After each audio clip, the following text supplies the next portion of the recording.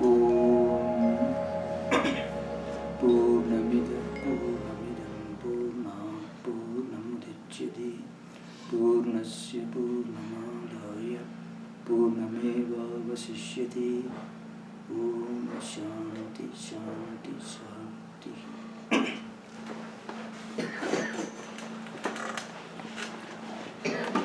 So we are continuing this discussion.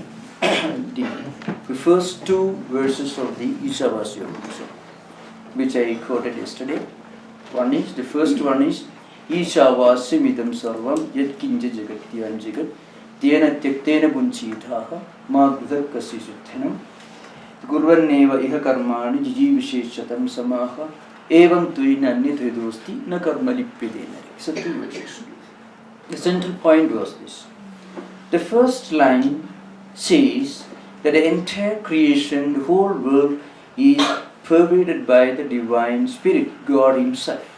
God is omnipresent, all-pervading, and also God dwells within our hearts as the indweller, regulating, controlling the whole process of existence. Therefore, this world is not our property. It is not there for us to exploit and to make use of for our physical comforts, to make our material life more comfortable or enjoyable. Rather, we can live in this world, but at the same time, we can enjoy this world, enjoy life, not through pleasure, but through the means of renunciation. Renunciation doesn't imply giving up, running away, or being indifferent towards the realities of everyday existence. Rather, it only means giving a spiritual link, linking our everyday life to a higher transcendental spiritual ideal. The example that I gave yesterday, a small little stream with very little water. Maybe there will be water only for about a month, the whole year. And then it will be dirty, filthy, dusty, full of bacteria and so on. But suppose that river is linked to an ocean. Then what happens? That river, that stream becomes a perennial flow of water. Like that, if our everyday activities, our thoughts, not only physical activities, our thought currents, whatever we do, whatever we think of doing, if everything is given a spiritual orientation, if it is linked to a higher transcendental spiritual ideal, then every action becomes an enjoyable action. Enjoyable in a very spiritual sense, not in the empirical sense. The enjoyment of yoga is a higher enjoyment. It's called blissfulness. So there is a great difference between blissfulness and satisfaction or enjoyment. Satisfaction or enjoyment in the empirical sense is only the absence of pain and pleasure, which remains only for some time. If you have a coin, just two sides, if there is one side that is visible, it only means you are not able to see the other side, which is facing the ground. What we see on the surface, we can see. It doesn't mean that it has not another side. Like that, in the empirical sense, every experience of happiness or joy is not really happiness. It is only the absence of unhappiness. And that absence of unhappiness is only a temporary experience. It won't be there for all time, because what gives us joy or pleasure is lost next day, and then it's opposite. The absence of happiness or unhappiness is the result. But once our life is linked to this transcendental spiritual ideal, then it becomes a complete, wholesome, blissful experience. Now the question arises, I mentioned the first verse. There is one word which you read, ma gridha kasya siddhanam. Don't aspire for things that belong to us. It's a literal meaning. And you should renounce. Renouncing what? Renouncing attachment, renouncing desires, renouncing emotional obsession with the results of what we do, results of the actions. The question arises, in our everyday life, we cannot really do things without a desire, without a plan, without a purpose. It's our everyday experience. Even meditation, unless somebody tells you meditation helps you, maybe to improve your spiritual life, then you start meditation thinking that it is going to help us. So it is not humanly possible, psychologically it is not possible for us to undertake anything, any endeavor, without some connecting related purpose, motive, or some consequence which we expect should be positive and helpful in our life. This is the psychological fact. So our scriptures are fully aware of this problem. There is a statement in the ancient tradition, prayojanam anuddisya na mantobi pravartate. Manda means moron. You call it idiot in the psychological sense. IQ level is very low. Call him idiot or moron. Even a moron won't work without some purpose in his mind. Maybe very primitive, but some purpose will be there. That's the meaning of this statement. Now, here, scriptures lay down a very important principle. It is not repression that is intended here. If you repress our purpose or desire, there's one great danger. You find in spiritual life, I've come across many devotees. Sometimes they take to spiritual life due to some tragic event, some unexpected, unbearable, tragic happening in their life. The loss of the near and dear ones, or anything like that. Immediately they take a turn to spiritual life. Now this is fine, in fact. In fact, if you read the lives of many of the ancient saints, many of them got a spiritual awakening in their life due to some setback which they could not bear. So it made a sudden turn in their life. There is also a danger in this. When after some time that difficult situation has passed, when you have forgotten that, then you may also become indifferent to spiritual life. So spiritual life should not be a solution to a material problem. A material problem, a material empirical tragedy or unpleasant experience may indirectly become a cause for our turning to spiritual life. But once we turn to spiritual life, we must keep it alive through discussion, through prayer, through scriptural readings, listening to spiritual ideas. So this negative running away from a problem should become a positive approach, movement towards spirituality. So there is an intermediate process here. I can explain once more. What happens, in many cases, we work hard and we have a definite purpose. We are so much obsessed, so much focused on what we are doing, giving everything we have got to achieve a positive result. Nothing left out, no pain spared, but still the result is opposite. So naturally, we confront the idea that our actions do not always produce the expected result. That is a contradiction to law of physics and mathematics. In mathematics, 2 plus 2 is always 4. You can't get anything else if you put 2 plus 2 together. There's no way out. So also in physics or chemistry. Make chemicals put together in identical conditions, in identical manner, will have identical result. But not in life. In life there is always an unknown, unpredictable element. It is this unpredictable element that really makes us turn to poetry, mysticism, drawing, many such higher pursuits. Some of the greatest masters of art, literature, mysticism, they face with this problem.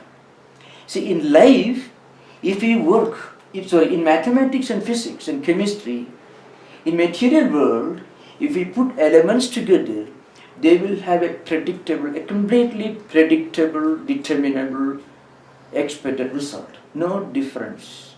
2 plus 2 is 4. But in life, it doesn't happen. You put your best effort, work hard, with all concentration, with a very high level of professionalism and efficiency.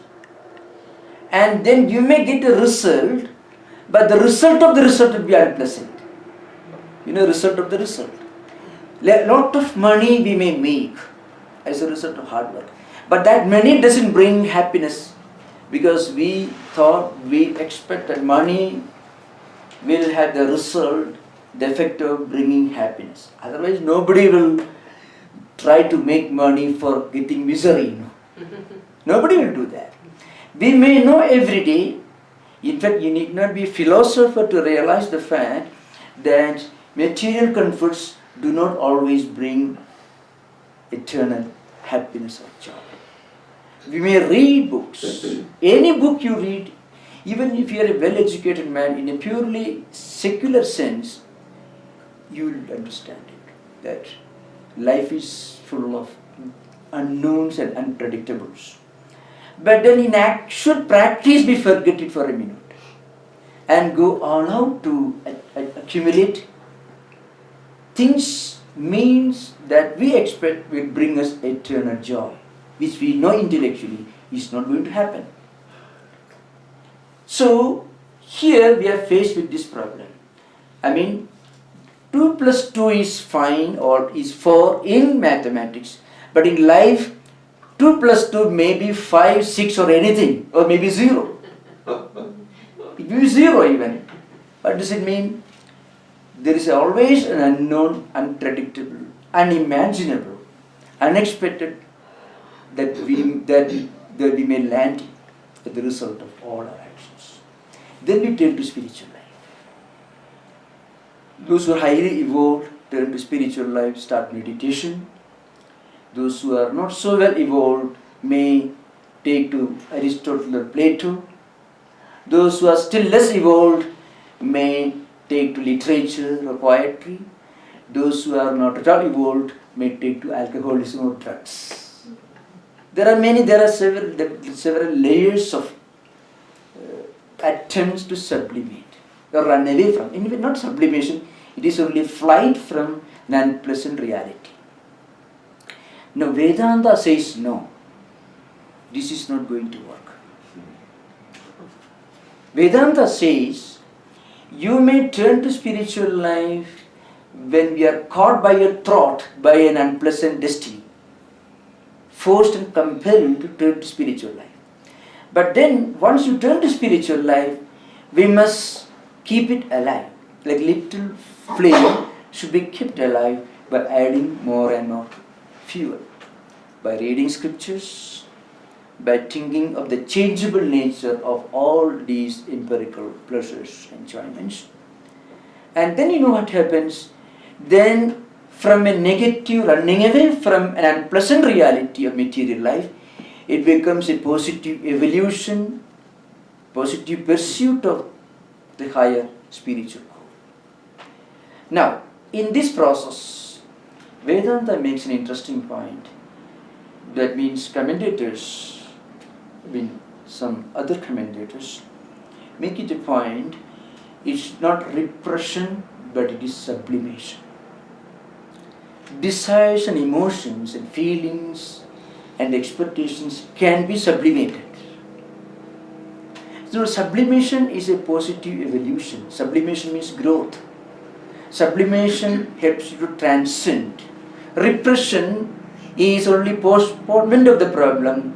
The problems will return with multiple, maybe with compound interest. You have to pay the price for it. Repression is not only postponement, it's an invitation to greater problems. So, in this context, there is a very famous statement, not in the Gita or in the Ishavasya Upanishad, but in another scripture called Narada Bhakti Sutta. Narada's great dictum, his great pithy statements called Sutra. So it says Tadarpida Akhilachara San Kama Krodhadi Abhimanadikam Tasmineva Karaniyam. That means what? All our actions, Kama means desire, emotions, our great ambitions, and our anger. Krodha means anger, frustration, and ego. Abhimanadika means ego, pride. All this tasmin neva, here means tasmin means Ishwareva, means in God. Now turn them towards God. Now what happens, if it is done sincerely, then even a stone that you throw at God becomes a flower when it reaches you. But if you do it with arrogance, then even a flower becomes a stone. That is an important principle in, it's called Devada Puja Mantra. Means Shankaracharya has written a very famous book. In fact, it was Shankaracharya who actually formulated all the patterns of Hindu puja traditions that we follow. Not only in this country, but all over Indian temples also. He was the greatest Advaita non-dualistic philosopher, was also the exponent and the formulator of the most elaborate dualistic rituals. So he makes a statement. If we offer to God even a stone, you have nothing else in your hand, suppose you are a stone cutter, you have nothing else, and this temple or church or whatever may be going on, you don't have money to donate. Suppose stone cutter supplies some 10 stones, that is also a great offering. If you have a flower garden, you offer 5 flowers. So whatever we have, we offer to God with great concentration and focus. It's called technically the word Shraddha. Then you know what happens? A results will be multifold, 1,000-fold. If done with devotion, with concentration and a genuine feeling. On the other hand, even if you pay $1 billion donation for a great spiritual cause with arrogance, then that becomes a stone. So what happens here? Even your anger can be oriented towards God. Ambitions and desires can be oriented towards God. Even ego can be oriented towards God. There's an interesting incident. It's not a story, a legend. It's an incident. It so happened that one disciple of a great monk who had taken initiation, who had started practicing meditation, japa, things like that, was facing a great problem in the form of a temptation of a questionable character, of a maybe woman or something. So it was reported to this great monk. This person who was trying to be a monk was facing a great temptation. It could lead to a fall if he doesn't have grace of God. So what that great monk heard about it, you know what he did? He sent to this man, his disciple, the photo of a film star. Now what happened? This person has a great devotion, respect for the teacher. So whenever he saw this photo, he did not remember the film star, he remembered the guru had sent this photo. So what happens? A most unpleasant emotion that would have become a great obstacle in his spiritual life became an instrument that made his devotion more and more solid, and he became a great saint eventually. So you can find here, Narada says, Tadarpida, Tadadarpida, Akhilanchara, all our actions, which Darpida means offered, dedicated to God. Even Kama, Krodhadi, Abhimanadikam, ego, sense of pride, sense of confidence, desire, anger, all can be given a Godward orientation, a spiritual orientation. So we should remember that ego is not altogether a bad thing. Ego manifesting as self-confidence and determination can help us in spiritual life. The same ego can become arrogance that can bring a downfall in spiritual life. You find in Swami Vivekananda's life, he was not proud in that sense, but he was a young man of strong self-confidence. He was not willing to believe whatever he was told.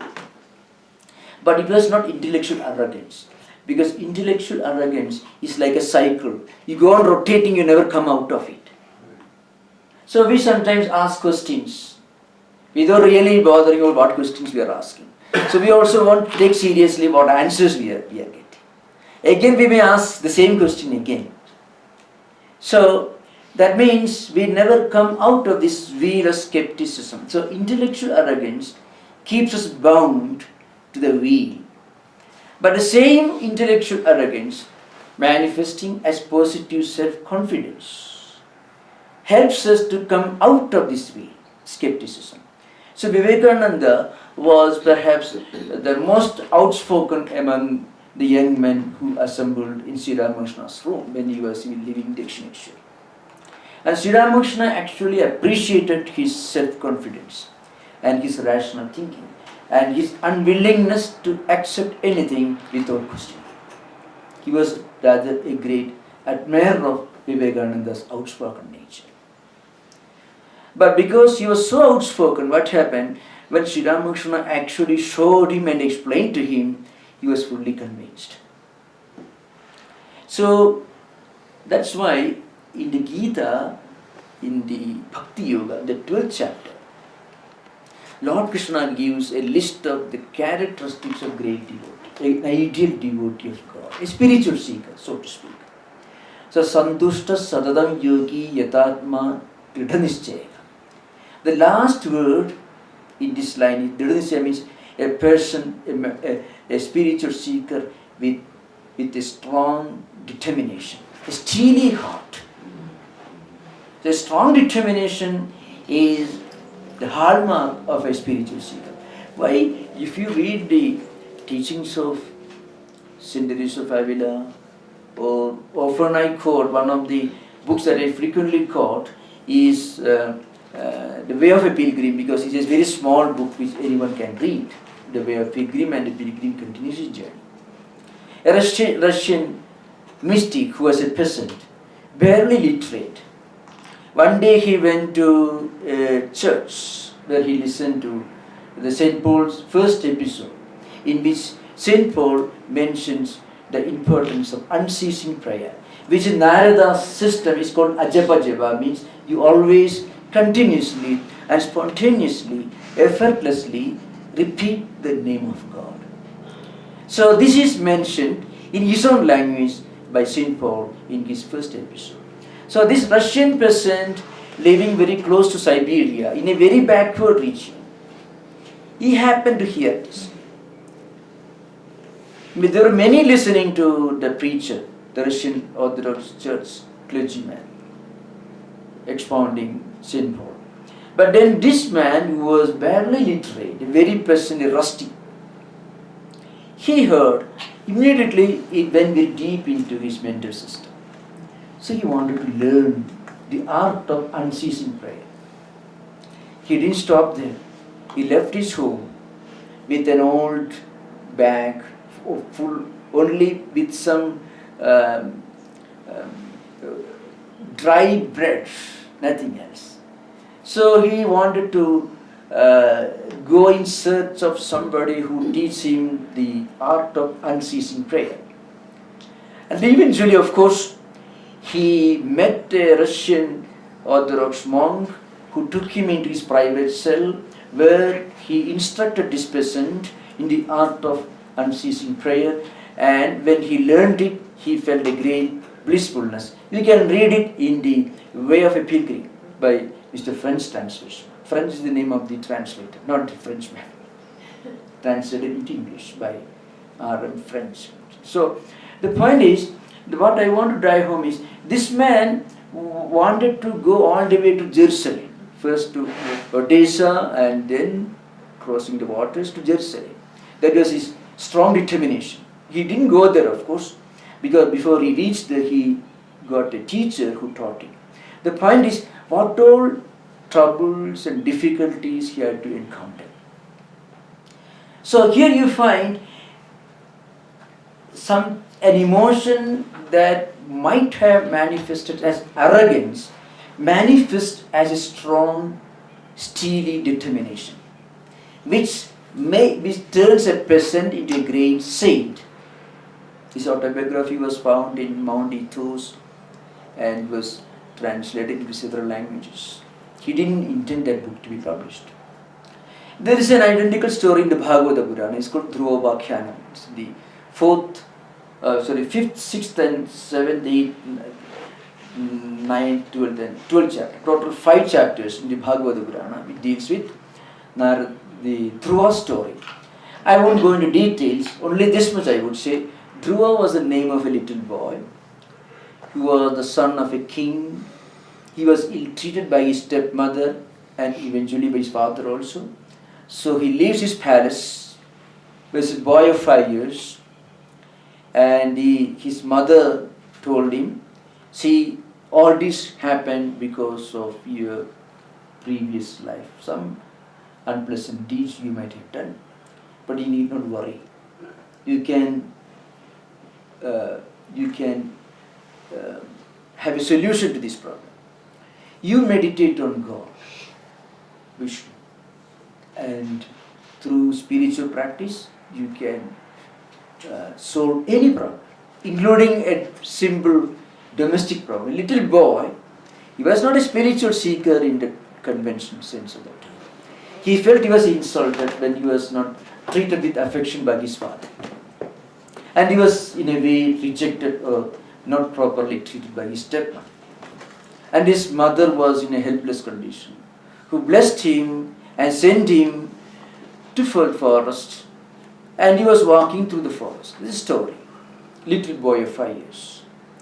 Now when Dhruva was walking, there is a great saint, the same Narada who wrote this spiritual literature which I quoted from. He saw this little boy walking in the distance, in the forest. So he wanted to test whether this boy is really aware of the problems that a spiritual seeker has to confront. So he slowly approached him, asked him, what's the matter? The little boy told him, I'm the son of Uttanapada, the great king, but I was not treated properly. My father did not show any affection to me. So I left my palace with my mother's blessings, and now I am going in search of God. I want to sit somewhere and meditate. I don't know how to meditate. I don't know how to pray to God. So Narada was a very intelligent person. He was a great sage.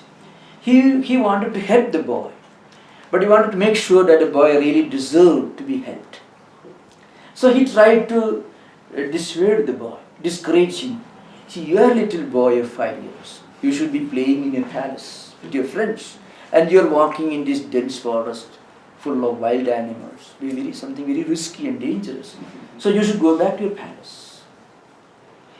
Then Dhruva said, well, if I go to my home, again I have these problems, my father will scold me, stepmother will ill-treat me, things like that. Narada told him, well, don't worry, I have prayed to God, from now onwards they will show all affection to you. So don't worry, go back. You can go and play with your friends. The boy said, no, I have started my journey on a spiritual road. So I won't turn back till I have reached my goal. Then Narada exclaimed, Aho Teja Kshatriyanam, is a great statement in Bhagavad Purana. Oh, what is the determination, the steely heart of a Kshatriya, of a prince. So Dhruva went back. Dhruva did not go back. Dhruva got instruction from Narada on how to meditate, how to do prayer, and eventually in 6 months he had a realization. And when he went back, he was received with great honor by his father, his stepmother, everyone. Now the whole story is this. The little boy did not turn back. That steely determination plus sublimation of desires. These are two means for us to graduate from karma into karma yoga. Because when you take to karma yoga, immediately this problem will arise. Anybody who listens to a talk on actions without desire, action without attachment, offering the results of our action to God, such ideas will immediately pose these challenges. How can I do anything without a purpose, without a plan, without a scheme, without some preparations? Preparations means we are planning for the result. So, the great teacher says, it is fine. Even your planning, even your expectations, your emotions and desires, keep them intact, but process them, refine them by giving them a spiritual orientation. So that's why Narada says tadarpana. Tadarpana means offering to God. Tadarpita akhilachara. So whatever you do, all your actions becomes arpita, means offered to God, including desire, kama, krodhadi, abhimanadika. Then karma yoga becomes easy. Because one problem is, if you deliberately try to practice non-attachment on a fine morning, the first problem that will arise is this. Your mind goes void. Your mind becomes a vacuum. I don't have a purpose. So what to do? So Lord Krishna himself says, Na buddhi vedam janiyed ajnanam karma sankinam. It's a great psychologist. He says, never tell anyone to start practicing karma yoga all of a sudden on a fine morning. Because first of all, well, suddenly tomorrow onwards I shall do everything without desire. Without understanding the psychological implications, if we remove from our mind all expectations and plans and ideas, preparations, what happens, suddenly the mind goes void. There's a blankness in the mind, a darkness. And then gradually you will find this is not practical. Then we go back to the other extreme. So Lord Krishna says, and also Narada says, give a Godward orientation. Why it should be given a spiritual orientation? Now, these desires are compared to a burning flame, burning fire. So, a statement in Manu, na tripti priyalabhe asti trishnana adviprashamide samprajulati sabhuya samidbhireva pavakaka. The meaning is this. Suppose you have a lot of desire. You think, well, I shall work hard for the first 10 years to fulfill all my desires. and then I have no more desire. It's not going to happen. Because what happens, you have got a blazing fire in front of you, and you are pouring ghee or oil, thinking that you can put out the fire. Oil or ghee correspond to desires. So if we ever imagine that we will come to a stage where we will have no desire at all, it's not going to happen. So the first stage is to give a spiritual orientation to our desires, emotions and feelings.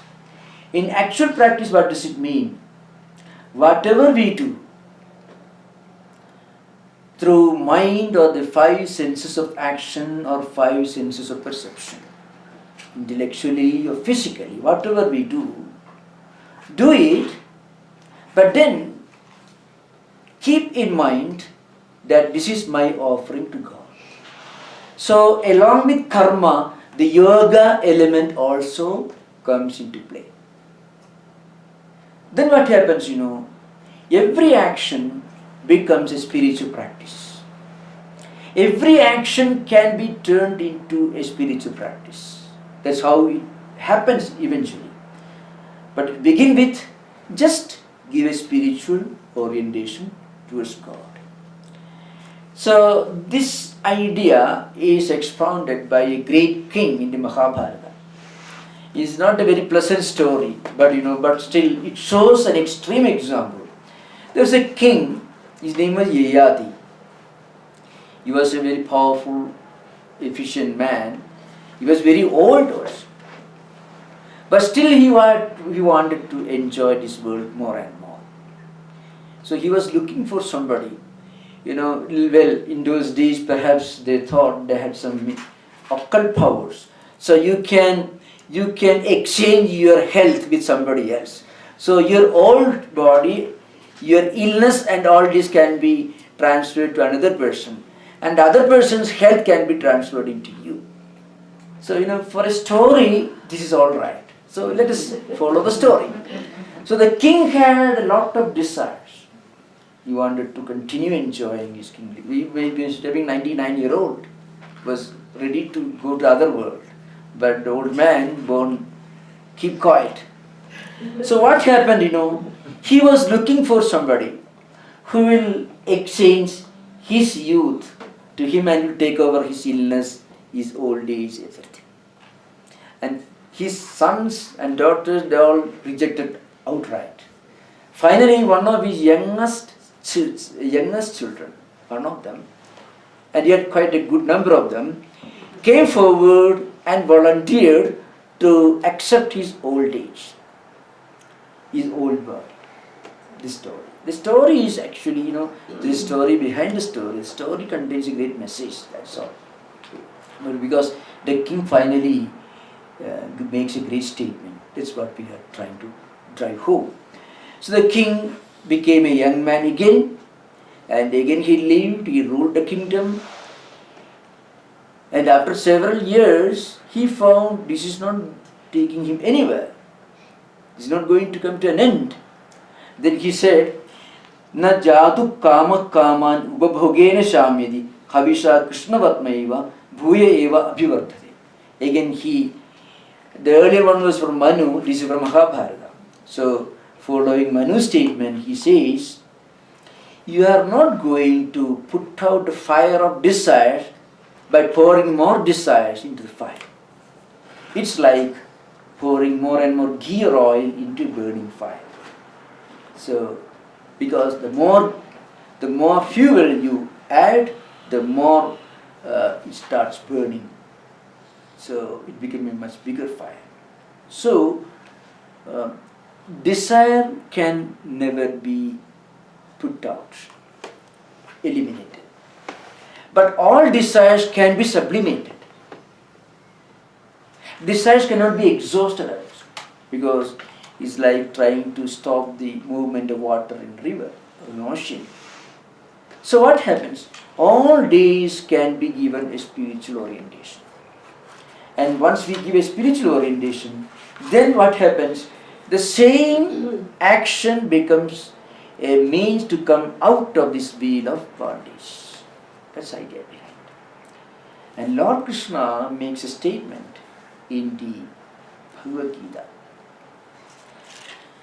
He says,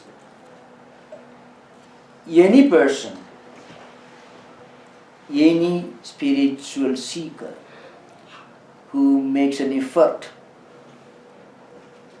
to practice yoga by this surrender to God, surrendering his actions and the results to God, Lord Krishna makes, I shall look after his problems, his life, everything. Yoga Kshemam Vahami. Now, there are two great promises in the Gita, which one I quoted yesterday. One is, whatever little you do, even if you meditate once in life, if you try to think of higher spiritual ideas, not even meditation, a few times in life, and then you get a chance, still that will produce a result. Every action produces an invisible potency. Whatever we do creates two types of results. One is visible, the other is invisible. So in Sanskrit it is called Apurva and Adrishta. It is called Apurva because before you do that action, that potency did not exist. So it is called Apurva, means something that did not exist before your action. Adrishta means invisible. Now suppose we undertake a journey, or we do something undesirable, or we do a noble deed, whatever, depending upon the context. There is a visible, obvious consequence that we can see and experience immediately as a part of the cause-effect link. The result, so the action is the cause, the result is the effect. We can see that. Then there is another invisible potency. What is that? A tendency is created in the mind. A vritti, what called vritti or vasana. It acts as a memory. In its grossest manifestation, it is a memory. When memory comes back, that memory can influence our future actions. The grossest and most simple, obvious consequence is that we recollect that action and its result. We cannot run away from it. If you have done any action with full consciousness, there is the one visible, obvious result which is there for all of you to see and experience. The other one, an invisible, a totally unavoidable potency, and that remains with us. You cannot run away from it. It is already within our system. Vedanta says, if we have done something noble and good, that invisible result, which is called adrishta, because it is unseen or invisible, it will be there in our system. When we are born again, we will be able to continue our spiritual journey as a result of this. This is one promise. Nahi kalyanakrit kaschit durgadim tadagirchati, this statement. The other one is yoga kshemam vahamya. What is ye ananya chindayanto mam ye jana paryuvasade tesham nityabhiyuktanam yoga kshemam vahamya. You see, great promise. There are many other promises, but these are two most unforgettable promises, all of them. What does it mean?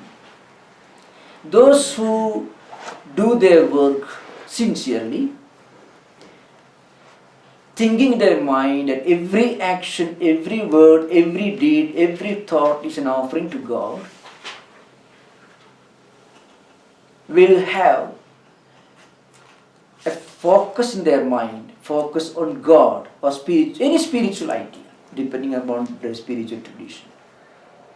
Such a person's material and spiritual welfare will be the responsibility of God. That's the literal meaning of it.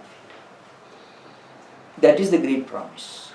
So I shall read, it's a very interesting subject. I shall read some important, I can quote some important explanations of this statement. So you have to remember, the verse is Ananyas Chindayanto Mam Ye Jana Paryupas. Anyone, any person who practice this yoga, keeping in mind that everything belongs to God. So whatever we do, whatever we think, whatever we speak, becomes a God-oriented spiritual practice. It's called yajna. And Lord Krishna says, what their welfare, and not only spiritual welfare, even their food, their clothing, everything will be my responsibility. That's what Lord Krishna says, the commentaries. So one commentator says, for example, Yogam Ihaloke Sevopayogartham Dhana Dhanya Vastradilabham Kshemam. That is yoga. Yoga means what? Sevopayogartham Dhana Dhanya Vastradilabham means your food, whatever money you need, your bank balance, or your clothing, or material empirical needs. Plus, Kshemam cha amutra atyantigam sreyo moksha lakshanam bahami. So not only your material needs, like food, clothing, but also your spiritual need, your spiritual liberation, your spiritual enlightenment, either in this life or after death, will be my responsibility. I shall take care of it. This is great promise. Now in actual life what happens is, when you offer all your actions to God, those actions they fit into a pattern. Naturally, you won't be doing anything that will be eventually harmful. See, once we offer something to somebody, and if you remember that, and if you offer to God, if you remember that, then we attach a sense of sanctity to whatever we do.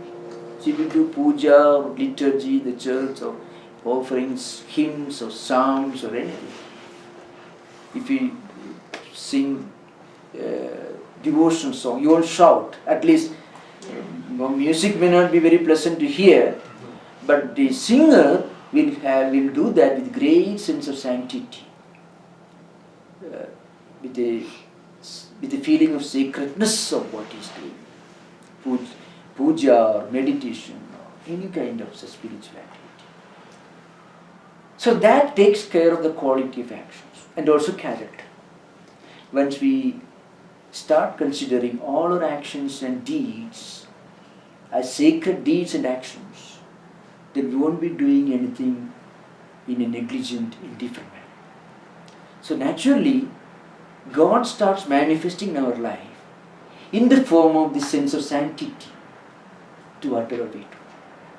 So, your material need and spiritual attainment both become the responsibility of God. Matprapti Anubaravritti Rupam Amushmigam Yogakshemam Sharira Yatra Dyartha Dhanadi Lakshana everything, means Sharira Yatra means whole life. For that Dhanadi Lakshanam, Vastradi Lakshanam, you need clothing, you need money, you need food, all these things. That will be the responsibility of God. And also your spiritual progress also becomes the responsibility of God. And not only that, another commentator, Amrita Tarangini, is a great Tigagara, is called Purushottama.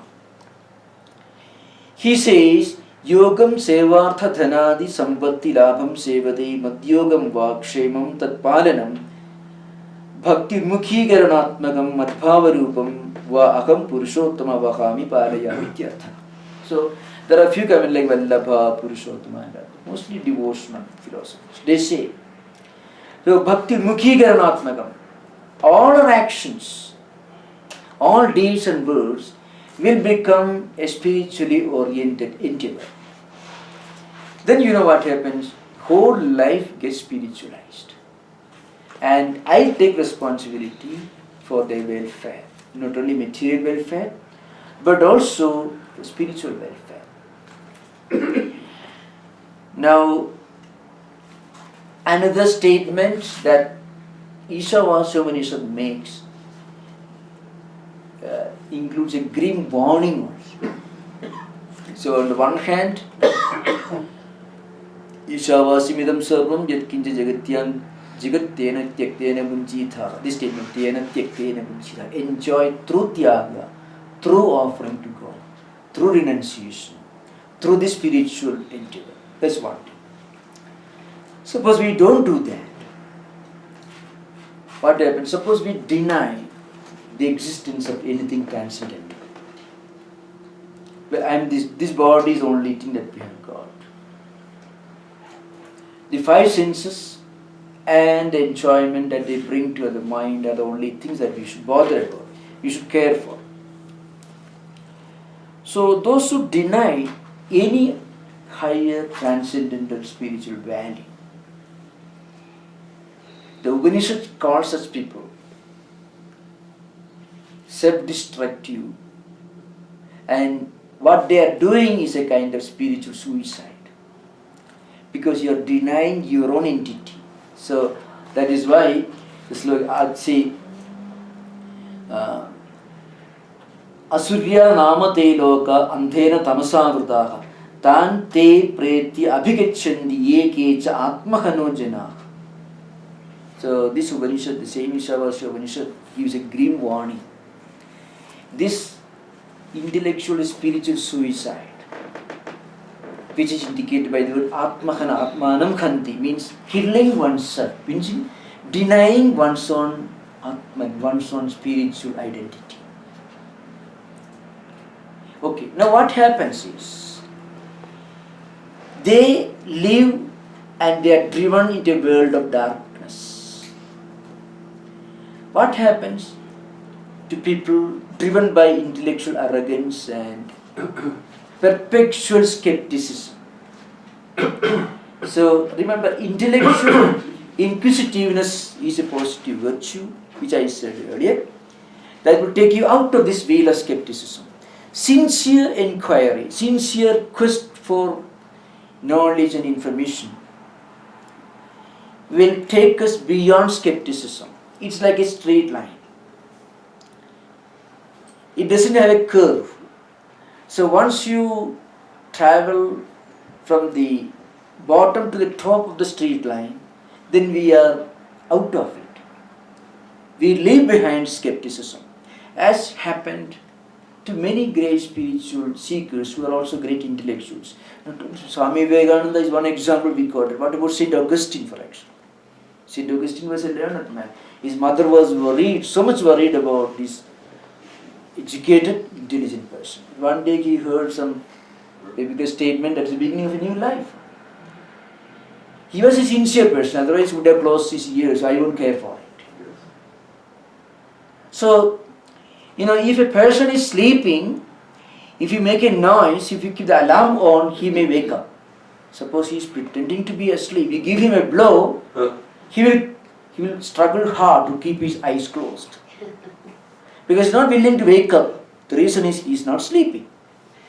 So intellectual skepticism is like a cycle, wheel, that keeps us rotating along the way, never allowing to come out of it. But genuine intellectual inquisitiveness is a positive virtue. That's like a straight line, and not a wheel, not a cycle, but a straight line. So once you travel, once you move from the bottom to the top of the straight line, then you transcend it, go beyond it. So the point is, those who deny without making any inquiry, without making any effort to understand, well, I am only this body. There is nothing more in this world to bother about, except the five senses and what we see and enjoy. The Upanishad says, they are driven, led to a world of darkness, spiritual darkness. And they are slayers of the self, mean they are committing spiritual suicide. In the sense, they kill their own self. When they deny it, they are killing it. They are pushing themselves into an abyss. So Shankaracharya uses a very strong language to drive home this idea. Avidya doshena vidyamanasya atmanha tiraskarana atmahana iti uchyate. So why they are called atmahana? This Upanishad uses the term. Asudya namate loka andhena tamsavritaha tan te preti abhigachandi yekecha atmahano jana. Such people are slayers of their own atman, their own inner self. Those who commit spiritual suicide. So Shankaracharya says, by denying their own spiritual identity, they are committing spiritual suicide. They are spiritually killing themselves. Therefore, they are called Atmahana. And they live in perpetual spiritual darkness. There is a way to come out of this darkness. We need not do much. See, the beginning of spiritual life, especially in the practice of karma yoga, you don't have to leave anything behind. You add to whatever you do the spiritual idea. That means this yoga idea should be added to karma idea. Karma becomes karma yoga. Action becomes spiritually charged, refined action. It's called karma yoga. Then we come out of this way. And then it takes us to spiritual life. The other one takes us to spiritual death. Denial of this identity of our Atman leads us to spiritual death. Affirmation and slow practice, gradual practice of this karma yoga takes us out of spiritual darkness. So now we'll have interaction for half an hour, so we can start.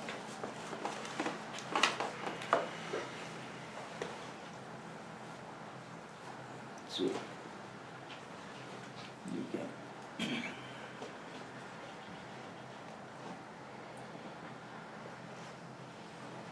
So, Swami, so there's one chapter in the Old Testament about Job, where God, instead of taking care of all of Job's problems, takes away all of Job's joy and life.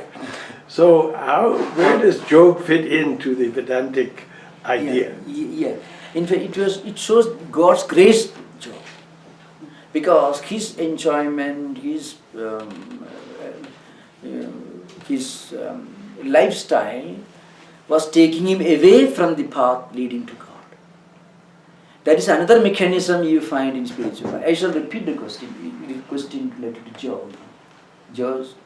God took away all his happiness. It happens. So there is a great statement in one of the Puranas that exactly fits with this. Yasya anugraham ichchami tasya vittam haramyaham bandhavaischa viyogena prisham bhavati dukkhidaha tena dukkhena samtapto idi mamna parityaje tam prasadam karishyami yadevairapi sudurlabha. The context is this. God is making a big promise. What is the promise? He says, those whom I want to bless, what I do. Suppose one of God's devotees, a spiritual seeker, is a sincere seeker, but somehow he is caught in a trap. He becomes enormously rich, a trillionaire, so to speak, and then he forgets his spiritual practices. He may turn into bohemian, his whole lifestyle may undergo change for the worse. That means to that extent, as I mentioned earlier, he will be moving to a spiritual darkness. If God has some grace for him, if he is a sincere seeker, then what God does? Tasya vittam haramyaham. I shall take away all his wealth. I shall take all the wealth away from him. Here there are two moments happening. God takes his obstacle from his path and he removes, or he takes his devotee from a difficult terrain in which he may get lost. So very often many of the problems that spiritual seekers have to confront should be interpreted as demonstrations on the part of God to help them. It frequently happens. Sometimes when we look back, people face tragedies and problems which make their spiritual life more intense. After some years when they look back, suddenly they may realize, well, if that had not happened in my life would have been hell. So what appears to be a problem, like taking all the wealth away from Job, for a moment he might have felt that way. But then he became great because of that unpleasant experience. And also the verse continues, says, Bandhavaisavi Yogena. Suppose you are very popular, lot of seeker fans, friends, some of them not desirable type of people, may take you away from the path of spirituality. If God has some grace for you, then He will get you isolated. You means your undesirable friends, associations will fall off, drop off.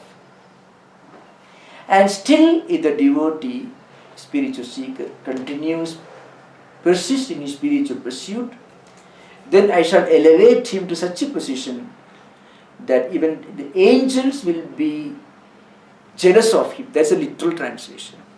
Literal translation. So, frequently, this happens in the life of spiritual seekers. When it really happens, we may feel, oh, I prayed so much, still this is what is happening.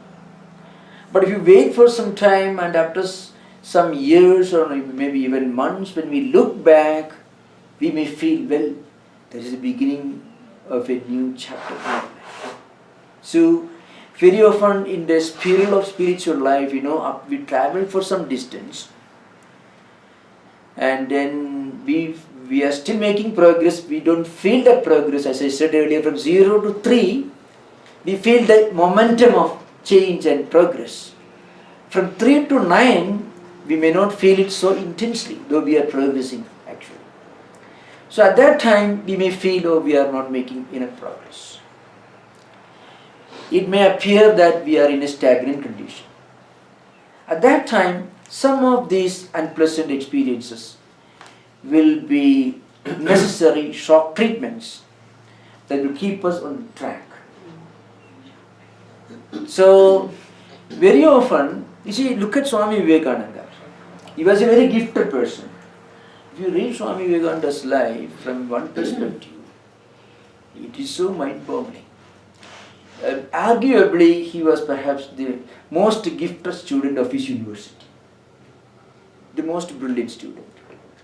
And he was a skillful organizer. But then, he could not even get a job. He was trying to get a small teacher's job, school teachers. He couldn't get it. You can just imagine. People who were far inferior to him would have found it very easy. So that was, you have to remember the later half of 19th century when there were not many graduates in the city. There were so many opportunities compared to the availability of well-educated youngsters like Vivekananda. Even Young was a postgraduate and a very gifted, very, very skillful teacher. He also, for some time, failed to get a teacher's job in school, mind you. Don't mind, man, I'm not considering that's a very low thing, but still think of it. A very learned person, a brilliant graduate of the university in the last 2-3 decades of 19th century, failing to get a little job of a teacher. And then one day he was walking, he sat down on the Octernary Mount, is a one of the landmark of the city, Calcutta. And he was about, if I had created, I would have created a better world than God. He makes a remark. He was so frustrated, apparently. Then, but Sri Ramakrishna, his guru, later said, Vivekananda had to go through this experience because that made him aware of certain aspects of his mission for which he came. His humanism, his love for the poor, and many other ideas related to social reform, educational reform, and his awareness of some of the stark realities of everyday life in this world, which he displays in his lectures and writings. All this happened because he himself had to go through some of these trials and tribulations in his life. So Sister Nivedita, for example, makes an analysis of his personality and the nature of his teachings and his prophetic mission.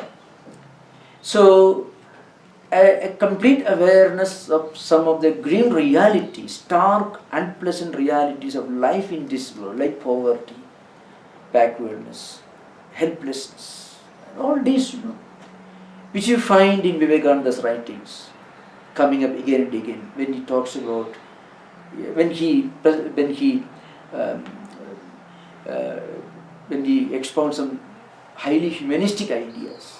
This would not happen if he had not gone through this. So Sri Ramakrishna himself makes this. Mother, Divine Mother of the universe, made him go through all these experiences. Sri Ramakrishna makes a statement. So you can see it. Swami, could I say something about Job? Please, please. You mentioned that little boy who was so determined, Yeah. great determination, Yeah. and I think that Job is often seen as a superlative example of spiritual determination. Yeah. Everything material's taken away. Yeah. His health, his family, his herds, everything. And yet his faith in God never wavered. Yeah. His faith in God's Exactly. love for him and Yeah. care. And I think the test was that God knew that Job was a perfect man, and then there was this sort of evil force that said, well, we're going to show that he's not a perfect man. And the whole book shows that he is perfect because he will not cease trusting in God and knowing that there's an answer. And then he has these three friends, so-called friends, who tell him, you should accept the fact that you're a sinner and that all these problems have come on you because you have sinned. And that's the ancient, very old Jewish teaching, that if you have a problem, you've done something wrong. And he said, no, that's not true. He was being tested, as you said.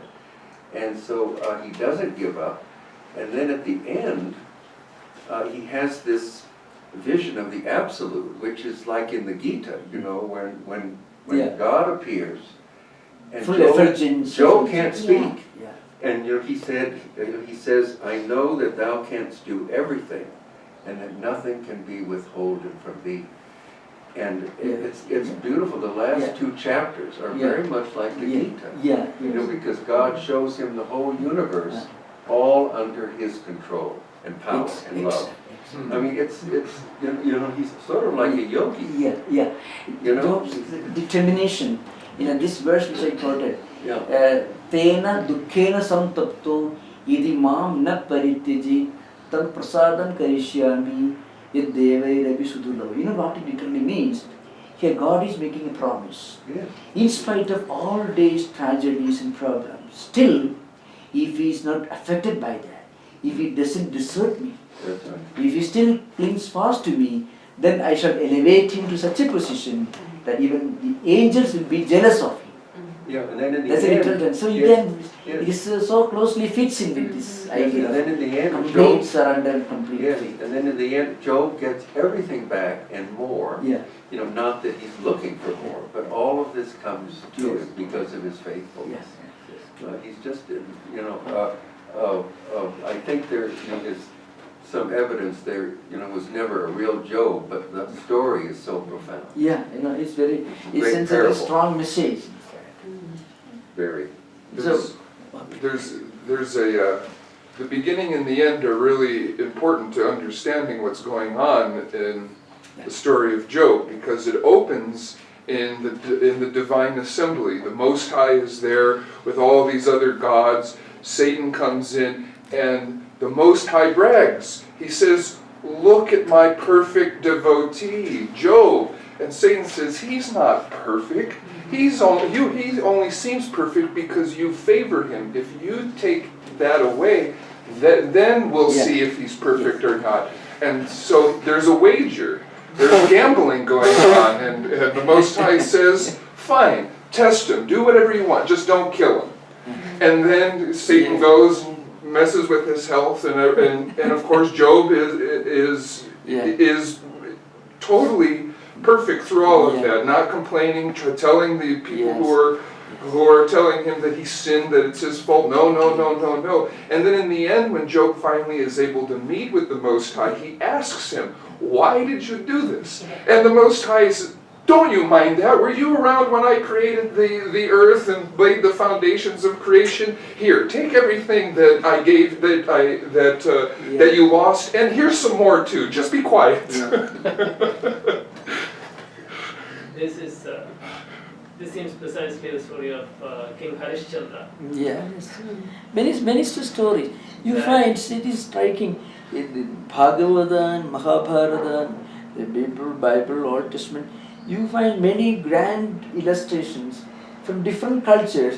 If you look beyond the minor differences in analogies or imageries or examples or language, you find the idea is almost identical. The same, yes. Yes. And then he was all alone. I mean, he didn't even have a sense of God being with him. He was just this great spiritual seeker, and had no one to support him, help him, except God was there, but he couldn't feel it.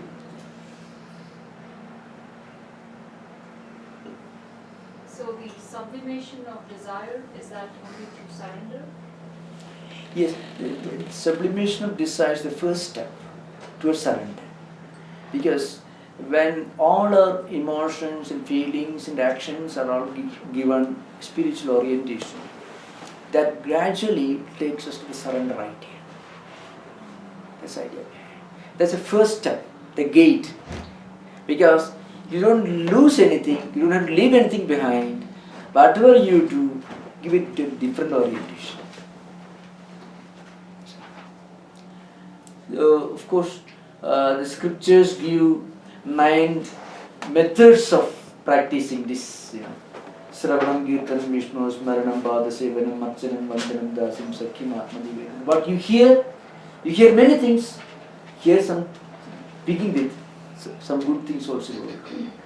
So you sing many things, you sing about God, and you remember about spiritual ideas. You perform many rituals, perform them with spiritual orientation. Like that, all possible physical, mental, verbal activities are given a new direction. Now that doesn't take much effort, apparently. So starting Karma Yoga on one fine morning is a tall order. And only the mind goes blank.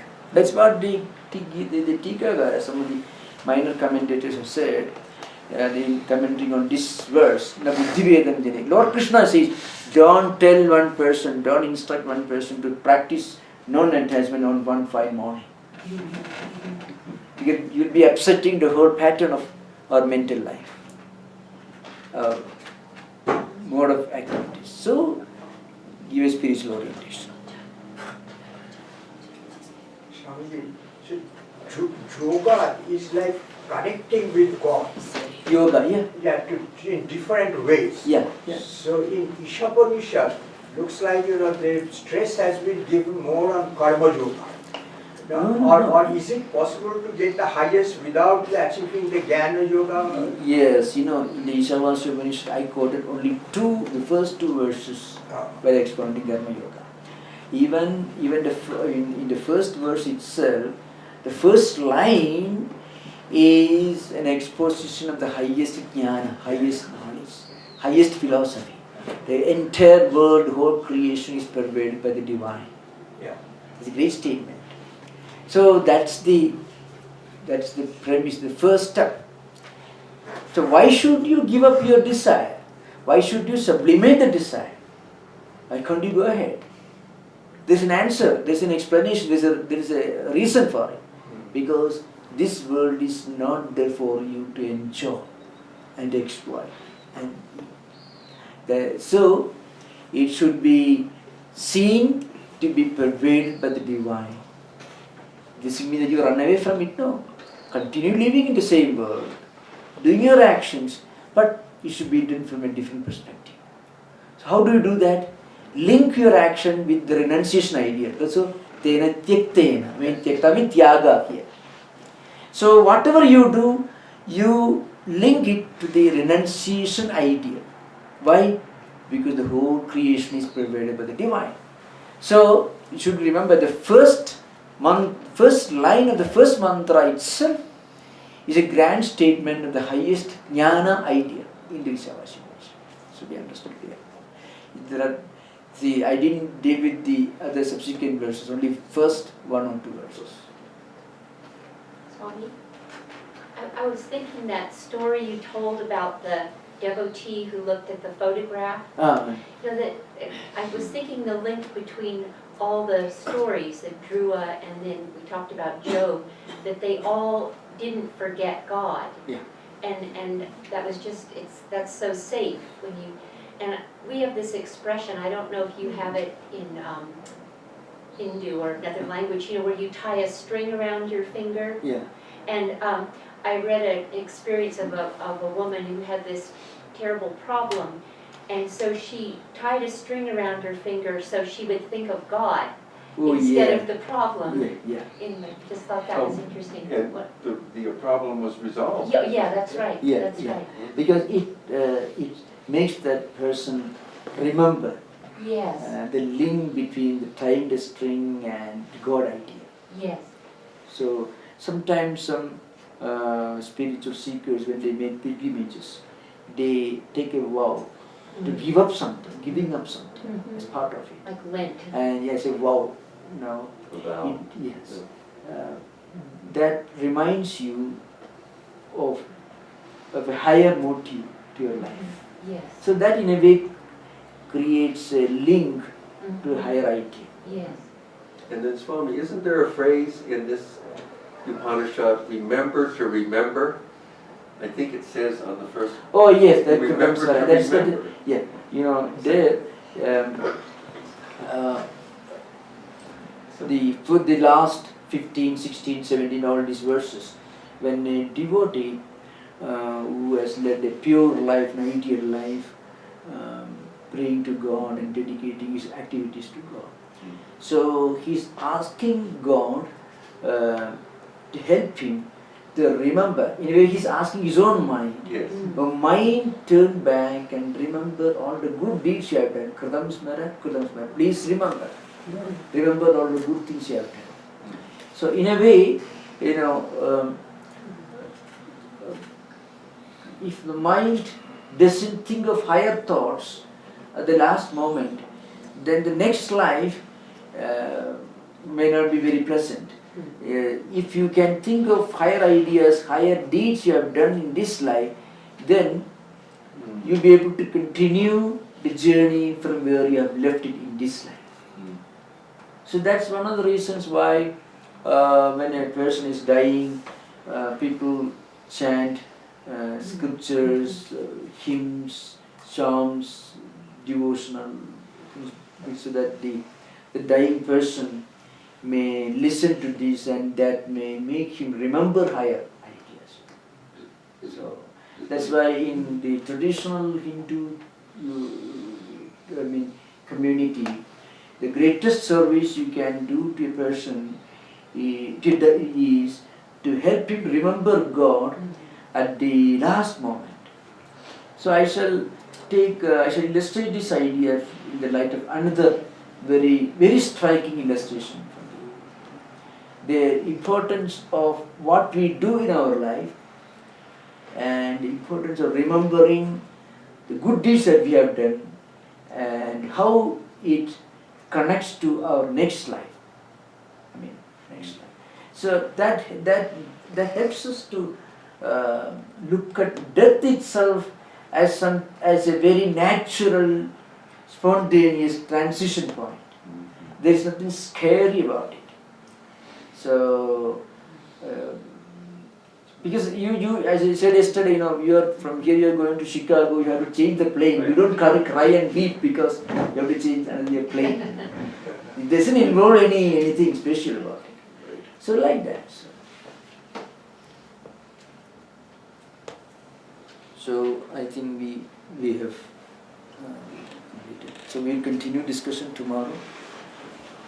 Om Shanti Shanti Shanti Hari Om Tat Sat Sri Ram Krishna Namaste.